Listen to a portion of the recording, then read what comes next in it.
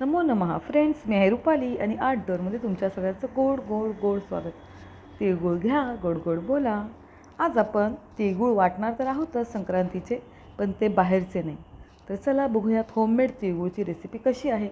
Actually यापूर्वी मी जेव्हा ह्या रेसिपीविषयी माझ्या घरातल्या काही लेडीजकडून ऐकलेलं आहे किंवा शेजाऱ्यांकडून किंवा ऑनलाईन रेसिपीसुद्धा ज्या बघितल्या, एकूणच ही रेसिपी जी आहे ना, ती आजपर्यंतची माझी सगळ्यात जास्त वेळ लागलेली रेसिपी आहे. तिळगुळ हे मी जवळजवळ 4 ते 5 दिवस करत होते, म्हणजे कंटिन्यू नाही, पण तिळगुळ बनवताना त्याला ब्रेक घेऊन बनवायचं असतं. तर चला बघूया तिळगुळाची रेसिपी कशी करायची. तिळगुळ करण्यासाठी सगळ्यात पहिल्यांदा मी 1 पूर्ण फुलपात्रभर साखर आणि अर्ध फुलपात्र पाणी घेतलेलं आहे आणि त्याचा आपल्याला अगदी व्यवस्थित आणि छान असा घट्ट पाक करायचा आहे.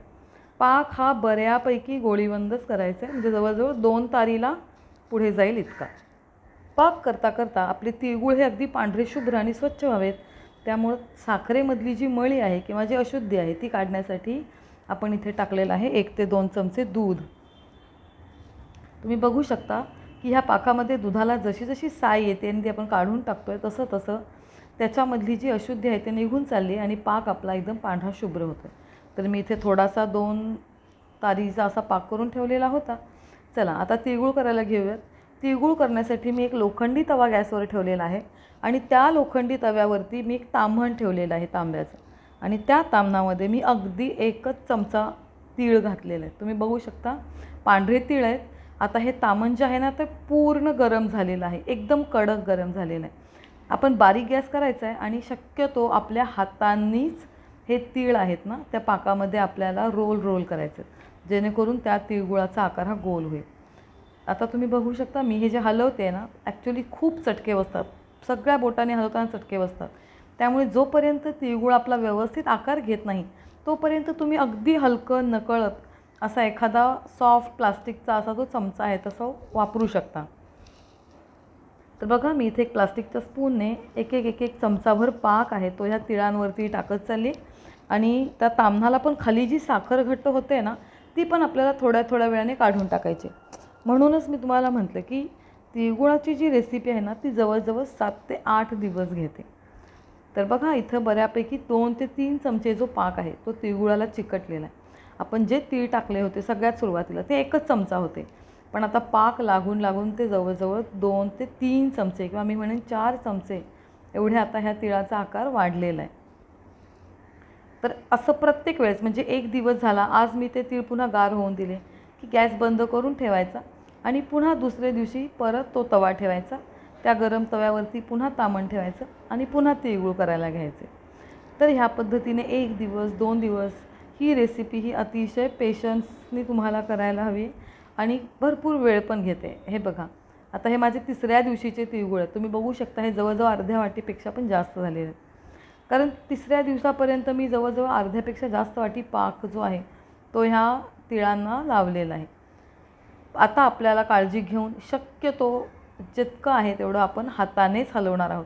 हे जेव्हा आपण हलवतो गरम तवा आहे, गरम ताम्हण आहे, हे हलवताना आपल्या बोटांच्या टोकाला अतिशय भाजतं, पण त्याचा अंदाज घेऊनच थोडं कपड्याला हात पुसूनच तुम्हाला एक चमचा पाक वाढवत जायचं आहे आणि तिळगुळ जे आहेत ते आपले बनत जाणार आहे. सगळ्यात पहिल्यांदा आपण जे तीळ टाकले होते त्याच्यावरती फक्त साखरेच्या पाकाचं कोटिंग धरलं जातं आणि हळूहळू तुम्ही जसं 2रा दिवस 3रा दिवस याच्यावरती साखरेचा पाक टाकू लागता तसं ह्या तिळगुळांना अगदी छान असा तिळगुळासारखा गोलसर आकार येतो. बघा हा आता माझा जवळजवळ आहे आजचा 4था दिवस.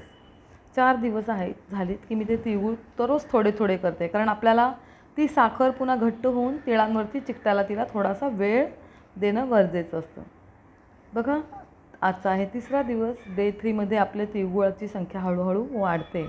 1 चमचा तीळ आपण घेतले होते आणि त्यापासून तुम्ही बघू शकता की आता किती छान तिळगुळ तयार होत आहेत.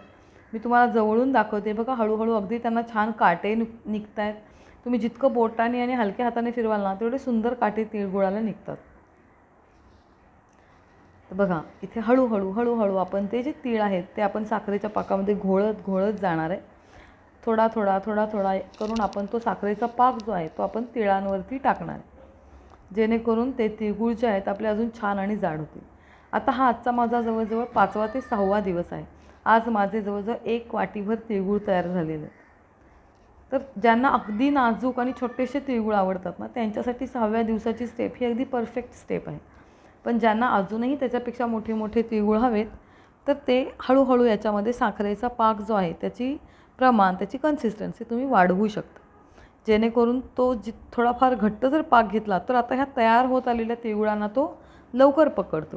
त्यामुळे जसं जसं पाक घट्ट होत जाईल, तो सुद्धा म्हणजे जितका डायल्यूट असेल तितका तिळगुळांच्यासाठी एकदम बेस्ट आहे. त्यामुळे तुम्ही बघू शकता, आता बघा आपले तिळगुळ हळूहळू आता छान रेडी झालेले आहेत. आणि आता आहे माझ्या तिळगुळाचा 7वा दिवस.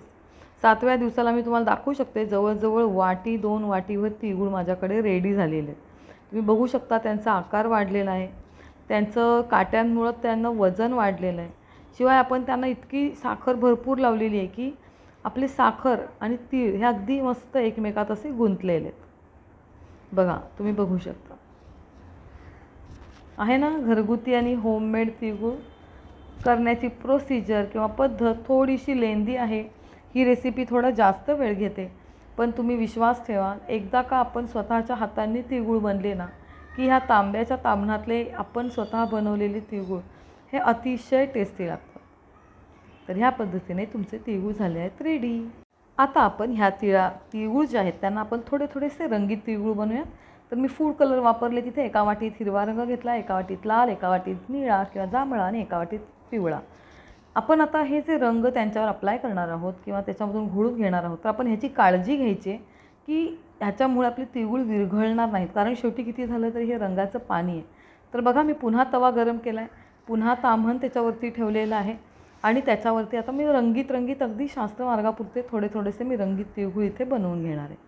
तर बघा सगळ्यात पहिल्यांदा आपण पिवळ्या रंगाचं तिळगुळ बनवून घेतलेलं आहे. मग आपल्याला जो हवा असा एखादा कुठलाही कलर, आता मी इथे ग्रीन कलर घेतलेला आहे. तर हिरव्या रंगाचं पाणी टाकल्यानंतर त्या तिळगुळांना छान असा हिरवट रंग आलेला आहे. चला पुन्हा अजून एक फूड कलर आपण टाकूया. आता आपल्याला बनवायचा आहे पिंकिश लाल कलर. तो बनवण्यासाठी सुद्धा अगदी हलक्या पाण्याचा वापर करून ते करायचं आहे. ठीक आहे. आता आपण चला करूयात पुढचा कलर निळा. आपण जे 1 ते 2 वाटी तांदूळ आपले झाले होते ना 1 चमचा तिळाने, तर त्या 2 वाटी तांदळांचे मी 4 वेगवेगळे भाग पाडले होते. तर त्यामधला हा शेवटचा आजचा भाग निळे. तर अशा पद्धतीने होममेड यम्मी तिळगुळ रेडी. एन्जॉय.